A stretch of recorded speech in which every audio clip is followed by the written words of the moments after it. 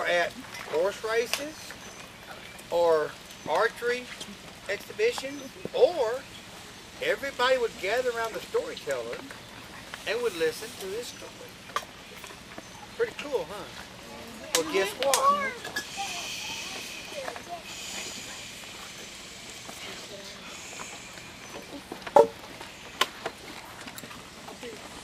Everybody has to be quiet. Well, the storyteller will quit telling the story.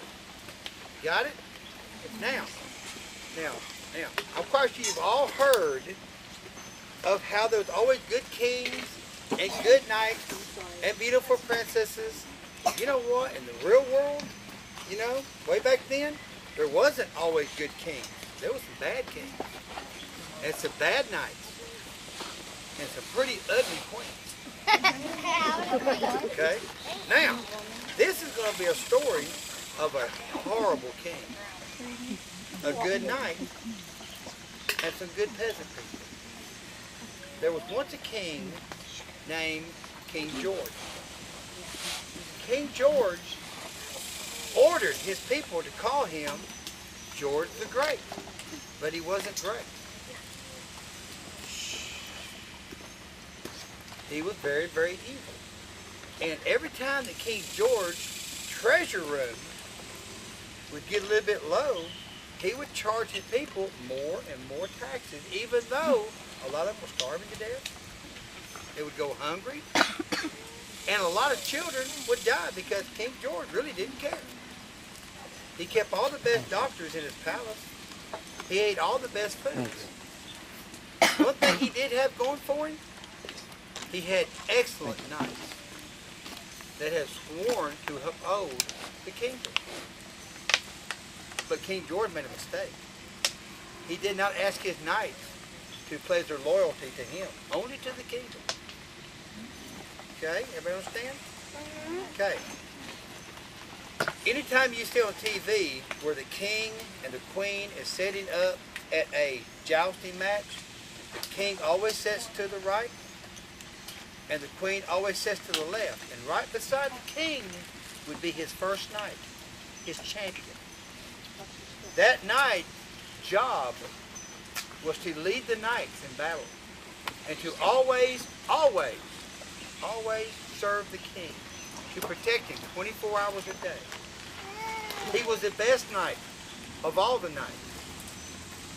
Right beside him would sit his queen. Beside her would be her knight, her champion. He would sleep outside her door at night to protect her. Anytime she traveled, he would travel with her. Okay? Now, King George's wife was so mean that history does not record her name. Because after she died, no one wanted to remember the meanness. Okay? The only reason that we remember King George is because that his name was on all the legal documents and things. Okay? Now, King George loved his food. He was an extremely large man. And he really loved bakery goods. And he had a baker in town that all this baker did was make bread and donuts and rolls for the kingdom. Okay? All right? Okay? Remember that, because I want to get back to it, okay? Now, in the palace, you had chambermaids. These chambermaids are kind of like maids, and the king would never pay them because he said the chambermaids would steal from him, but they wouldn't. The king was so chintzy or cheap, he never wanted to pay them because he said that every night I put my coin purse beside my bed, and every morning it's empty. Well, it wasn't. So the maids, children, and their families were starving. Well, the king's first knight was named Galahad. Now, the king didn't give him that name. The people gave that name because this knight was so brave and so resourceful during battle. And when he would ride down the streets in his armor, because the people were poor, he would reach into his own purse and take the coins out and throw it to the people. They loved Sir Galahad. The people adored him. They wished him anything that Sir Galahad was their king. You remember the chambermaids whose children were starving? Okay. Sir Galahad sold off part of his land that the king had given to pay the chambermaids so the children wouldn't starve. So everyone in the kingdom loved Sir Galahad. He's a pretty cool guy. Okay? Now, but Sir Galahad had just about had enough of old King George. He'd seen his people starving. You know, there's children dying in the streets. The king wouldn't pay his bills on time.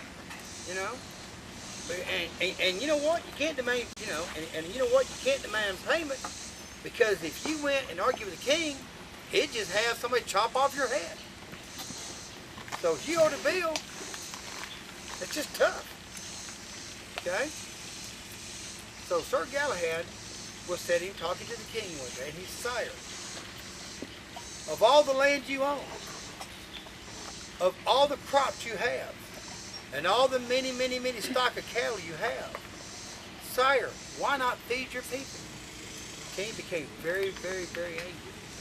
"Don't you ever talk to me like that again.